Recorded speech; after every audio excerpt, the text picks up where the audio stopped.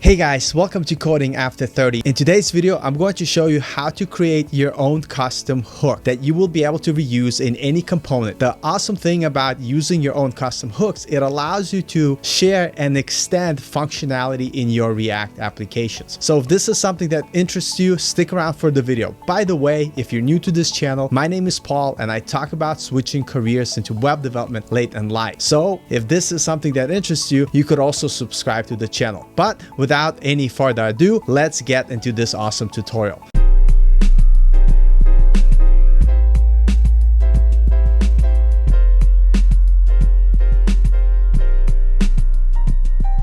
Hey guys, welcome to Coding After 30. In this video, I'm going to show you how to recreate this effect as you see on this website in reactjs using custom hooks. Obviously, you could make this effect straight up with CSS and they'll be much easier, but I just wanted to show you how you could do similar thing with custom hooks. So let's see what I've made for you guys before we jump into it. So here's my example. We have a container and basically as you mouse over, it will show the message, and if you mouse out, it's gonna hide the message. So today we're gonna go over how to make this with React using custom hooks. Any custom hook in reactjs, you would name starting with the use and then the name of the hook you want. So this could be use hover, it could be called use get data from API, whatever you want. And the benefits of creating custom hooks, because I could have took this logic here and put it directly inside this component. But the reason and the benefit of using custom hooks is you could take the logic out of the component, and therefore if you want to have another component, maybe instead of having a panel, I want to have a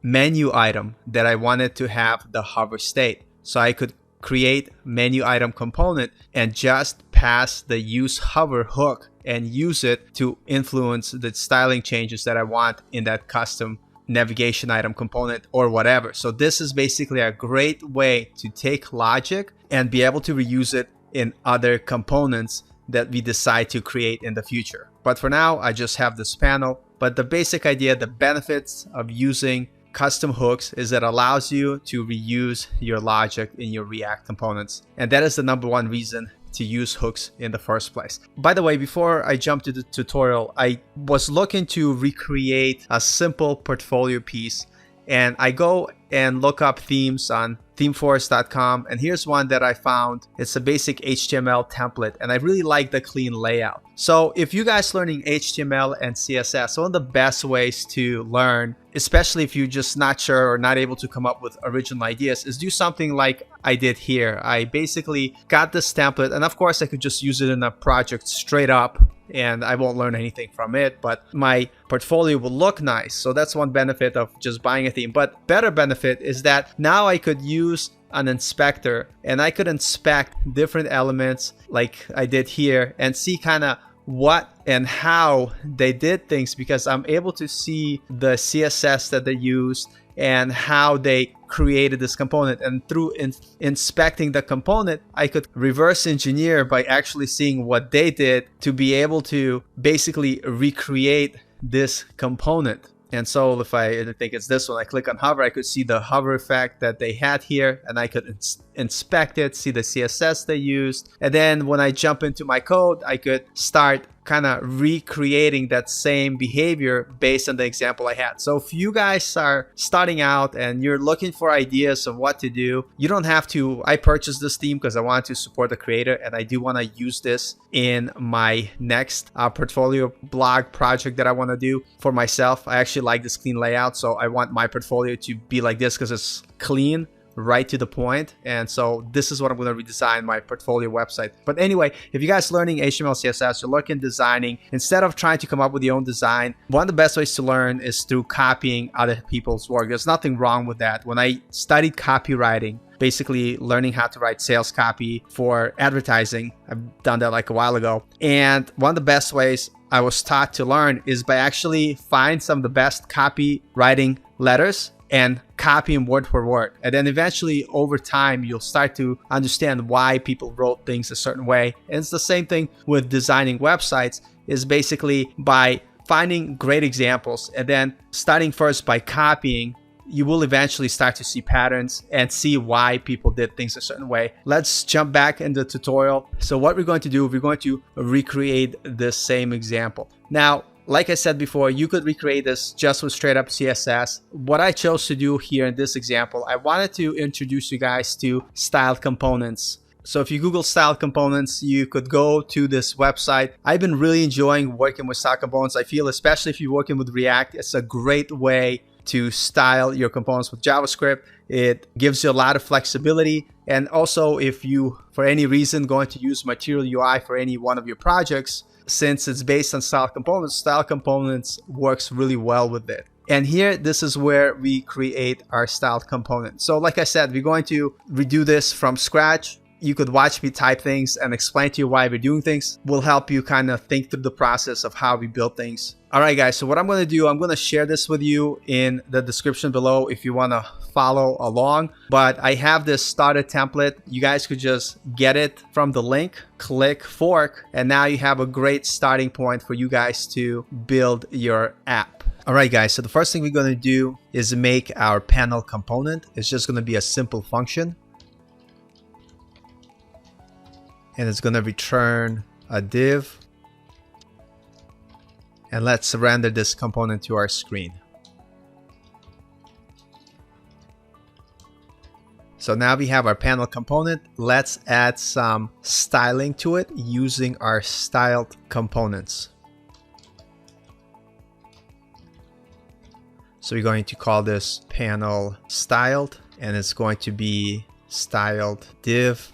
And basically, when you're using styled components, you define what you want to create. In this case, it's a div. We could have done a p tag or whatever type of HTML component we wanted. But for this case, it's going to be a div. And here you just literally write your CSS. And we're going to give this a background yellow just so we could kind of see it. Now, to get this to work, we have to make sure that we use, instead of the div, we use that styled component that we just created. And notice now we have our background, which is yellow. Next, let's add the rest of the styling. So we're going to give it position relative. And the reason why we're doing this is because we are going to have a child component inside that we want to position absolute relative to this div container. And that is why we're using position relative. We're going to give it a height of 300 pixels. And we're going to give it a margin bottom of 1 rem. So this way we could have spacing if we have multiple panel components. So notice we have our 2 panel components. Perfect. So let's continue styling this. We want to be able to give background color to this panel as a prop, so we could have different colors. And here's the cool, powerful feature of styled components. You can write JavaScript to control the logic. So what we're going to do, we're going to write a function that will expect a color prop. We could either write props.color, or we could destructure the name from the props and call it color. And what this allows us to do is to say, if we have color prop, then use color. Else, let's use this color, and we're going to call it orange. So notice if we don't pass a color prop, it will default to our orange color. But if we come to our panel here and we say color green, and you could of course use hexadecimal colors, but for simplicity, just going to do this way. Now, the reason why we don't see the green yet, because we're not passing this prop yet. So we're passing color prop into the panel. We have to receive that color prop, and we have to pass it into our styled panel here. And now we're going to see that it is going to be green. The other one is going to stay orange because we did not pass any props to it. So if we want to change the color, we would just go ahead here and pass a different color. Let's say gray. And all of a sudden, boom, we have our gray panel. And here's a great example of using props to be able to personalize our components. So by passing a different color prop, we are able to change the styling of our component. All right, so we got the basics done. So let's finish up our basic CSS. So we want to add border radius.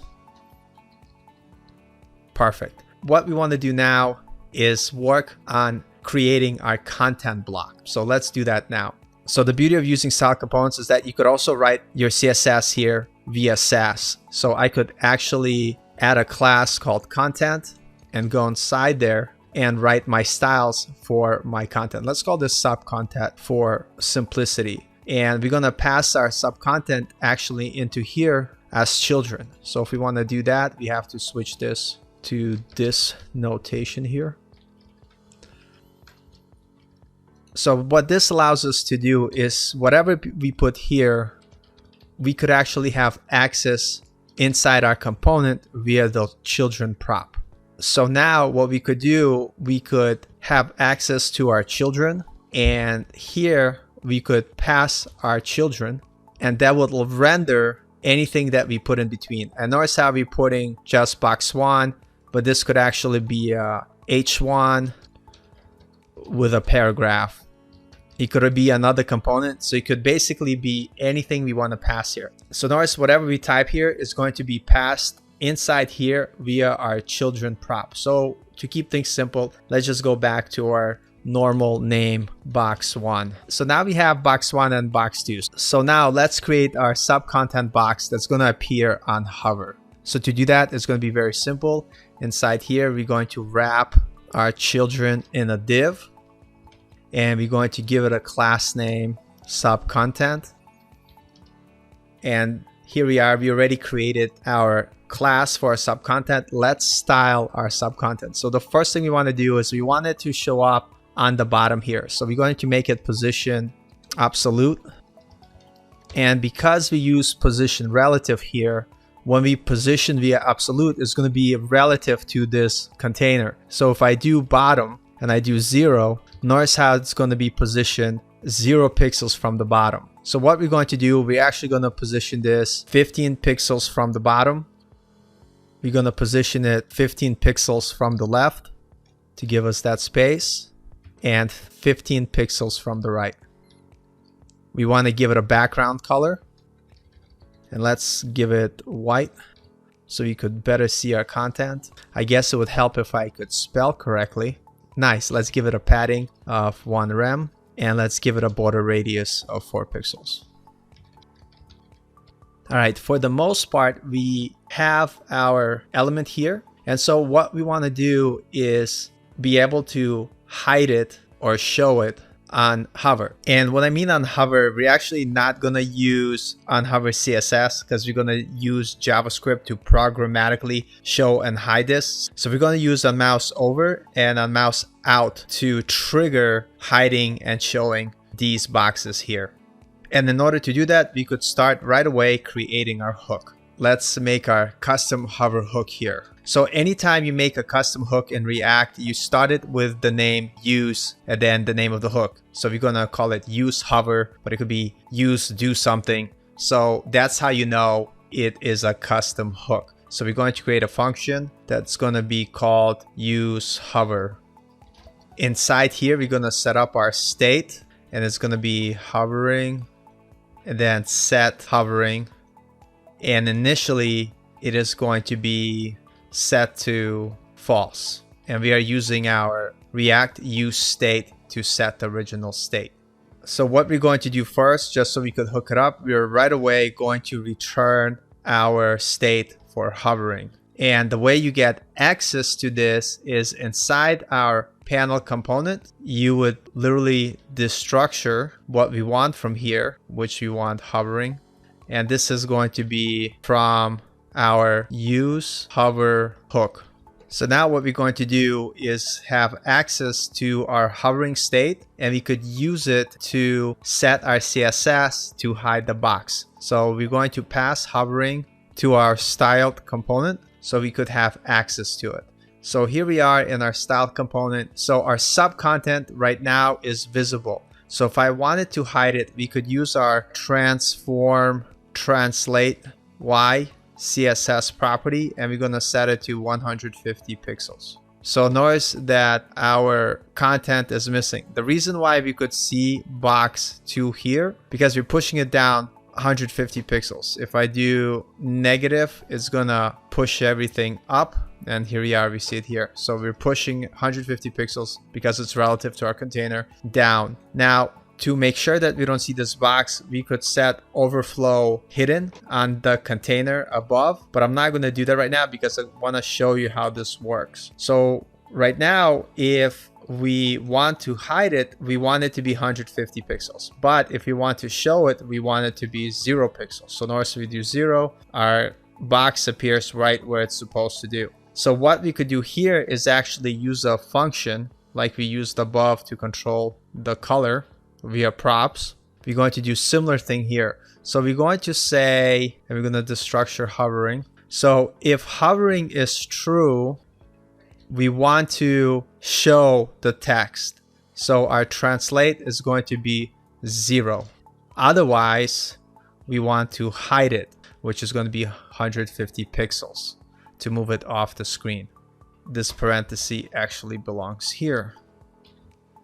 So notice right now we have our state set to false. So it's checking here. If hovering is false, then it's going to move it 150 pixels. Now, if we set this to true and this reloads, you're going to notice that now it appears where it's supposed to be on show. So we're going to put it false again for our initial state. So to hide this so you don't see this off the screen like that, the way you would fix it is you would give our style panel overflow hidden. So anything that overflows from the container, we want to hide it. So notice now you can't see it. It's hidden. So finally, we just have to add the last logic. So we're going to create 2 functions to handle on mouse over and on mouse out. On mouse over, what we want to do to set hovering to true. And then on mouse out, we want to set hovering to false. Now what we want to do is pass both these functions via attributes connected to on mouse over and on mouse out synthetic events. And we will do the same thing on mouse out. Now we want to make sure that we're returning these attributes. And the final step is we want to pass these attributes here. And this basically spreads those events onto this element. And now when we go, we see our hovering work. But notice how it doesn't slide in or slide up. This is an easy fix. What we have to add in our CSS using our transition, and we're going to set it to all. We're going to do it 1 second. Maybe that's too long, but that's okay. And we're going to call it with ease. And so now when we go to our app, notice we have that same effect that we talked about. So again, you guys could do this easily with CSS, but I wanted to show you the benefits of writing custom hooks. And the beauty of this, any component in the future that we create, we could now easily add the hover effect by passing in the use hover custom hook that we built. I hope you guys enjoyed this tutorial. If you like what I do on this channel and you'd like to support, hit subscribe, and I'll see you guys next time.